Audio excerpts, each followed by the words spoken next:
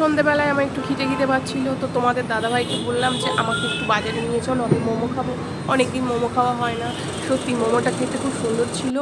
আর এই মোমো খেতে গেলে এই দোকানের লাইন দিতে হয়, কারণ এই দোকানের মোমোগুলো খুব টেস্টি আর খুব নরম সফট, খুব ভালো খেতে। তো আমরা যখন গেছিলাম তখন দেখলাম লাইন ছিল না, ভিড় কম ছিল। তো ওই জন্য 1 প্লেট মোমো নিয়ে নিয়েছিলাম, চিকেন মোমো, 4টে 30 টাকা। তো মোমোটা খাওয়ার পরে তারপরে উনি স্যুপ দেয়, স্যুপটাও খুব অসাধারণ ছিল।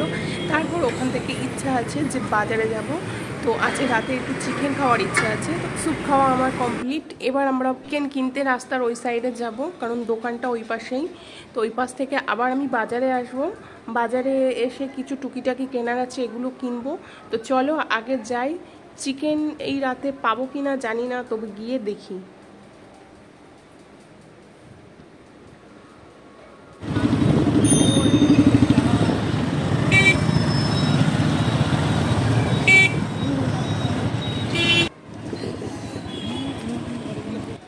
তো যেটা ভেবেছিলাম চিকেন তো নেই, দোকানদার দাদা আবার অন্য দোকান থেকে একটা মুরগি এনে আমাদেরকে কেটে দিল। তো তারপর আমরা চলে আসলাম বাজারে।